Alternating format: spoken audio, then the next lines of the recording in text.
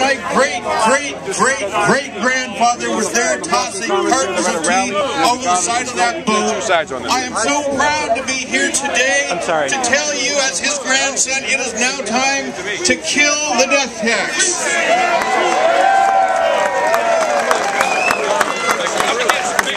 I represent the American Family Business Institute. Americans' family businesses provide 57% of all the jobs in America, and this is much of what's at stake with the death tax. With the death tax, the IRS definition of the death tax is that it is a tax on your right to transfer your property at your death.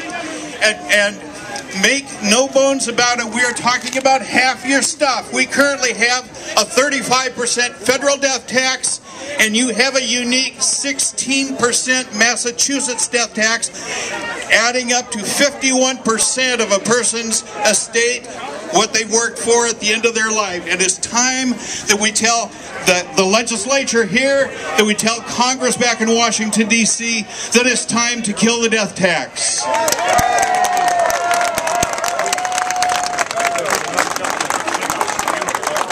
Whose great idea was it? What legislature was sitting in a tax writing code room?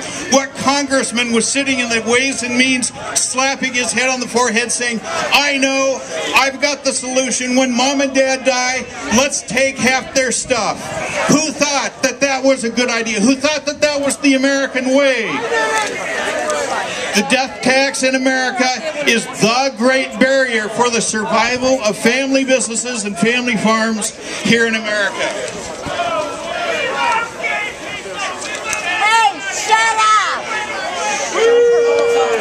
The death tax, folks, is what happens when the government loses sight of the people and becomes preoccupied with feeding itself off of our work. It was John Locke, who was the father of the concept of property rights, who said that if a man can work hard and save and gather and invest, he should be able to give or bequeath whatever he's gathered to whomever he chooses.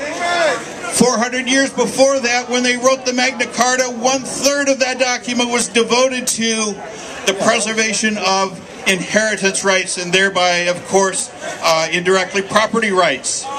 All of that changed in Western civilization in 1848 when Karl Marx wrote the Communist Manifesto, and he changed the history of the world with a battle that's even alive right here. He had a 10-point plan for the implementation of his worldview, and point number 3 of his worldview was the abolition of all right of inheritance. Karl Marx knew that if you abolish inheritance, 2 things happen. First of all, within 1 generation, the government owns everything, part of his plan. And secondly, you break the link between parents, their children, and their grandchildren, and that was also a part of their plan. What I'm saying is that getting rid of the death tax is more than just fighting for half of your stuff, half of your property. It's about preserving America. It's about the world that our grandchildren are going to grow up in. It is a battle between those of us who believe in property rights and free enterprise in our families versus those who believe in Marxian collectivism. Oops, sorry. Now, by the way, speaking of, I mentioned the Magna Carta. That's okay. Did you know that the original seal of the Massachusetts Bay Colony was a man who had a flintlock musket in one hand, and he had the Magna Carta in the other hand? Can you imagine? What a perfect symbol of exactly what we're fighting for right here, right now.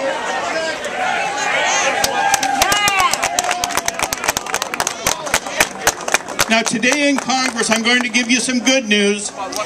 H.R. 1259, the Death Tax Repeal Permanency Act of 2011, has been launched. It was launched last week. It calls for the permanent repeal of the death tax. We now have 119 new members of the House who have physically signed a pledge to kill the death tax. Those pledge signers, by the way, include Speaker John Boehner, who has pledged to shepherd this bill through the House. We will probably see floor action on this bill in June. keep your eyes on it. Ask your congressman to co-sponsor H.R. 1259, the Death Tax Repeal Permanency Act. So, you know, the death tax has so many aspects of it. There's so many things that are wrong. It is hurtful. It hits a family when mom and dad have died. It hits a family business when they're struggling to transition. It confiscates capital. It eliminates jobs. But if you take all of the issues and you boil them all down, you can bring the question of the death tax down to one question. And that's this. Do we actually have property rights? Or are we merely tax-paying serfs that after a lifetime of hard work and paying all of our taxes that somehow, when our heart stops beating, our property reverts to the government as if somehow they had the original claim to it? Folks, it is time to kill the death tax. In fact, in the 237-year-old spirit of the Tea Party here in Boston, let me close with this one comment. No taxation without respiration. Thank you.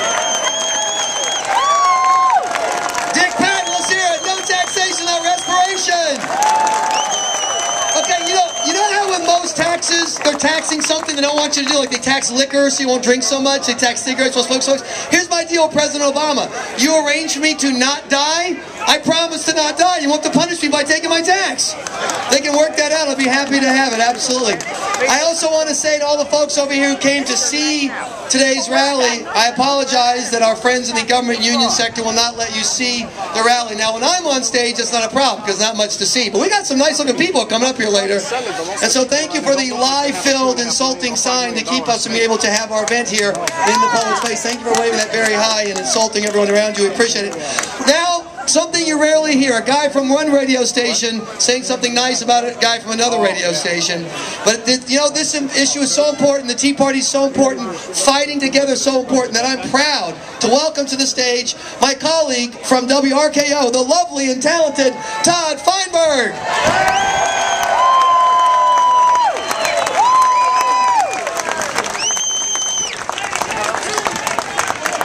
I say nice things about Michael Graham every day. I don't know what the big deal is. I listen every day. He does a good job. I heard there are some union guys coming today. Has anyone seen them yet? I just want to say, I got nothing against union workers. I love union workers. We are all Americans. It's just the unions I got a damn problem with. There are union people here today, and there are people who came who are not being paid. Volunteer protesters. And the volunteer protesters are here because they're concerned about the well-being of the country. Union guys are here because they're concerned about the well-being of their own paychecks, which is understandable. Right. It's understandable. It's a little shift that has to go on, a little power shift, where there's not a partnership between the Democratic Fantastic Party job. and the public employee unions. I'm so proud of you. I've never spoken into the teeth of a crowd like this. I am so proud of you. You were so fantastic. let's be warm and nice to the union guys who are here because they're Americans too. Those guys, those assholes, I was arguing with them. Oh, were you? And Michael, be nice to them when you talk in the future. Did you get clips of them? Don't complain about their sign. It's beautiful. Oh, cool. I got the whole Purple thing, sign? plus I got a whole bunch of pictures. Okay. Oh, yeah. So I just want to make one point clear today because you were absolutely fantastic. what we radio talk hosts have the privilege of doing every day is reading and contemplating and talking about what's going on in our country. It's tough to tell when It's you're hard to Yeah, fully they were really understand what's listening. going on in our Someone country. said, "Who is that I think guy?" the only differences we have with those who are of a focused on different you. They political were philosophy responding to is you. that those people don't understand what we understand. We study harder, we read more, we understand better. Very intelligent people come to very stupid conclusions because they don't have the facts available to them. So what we find out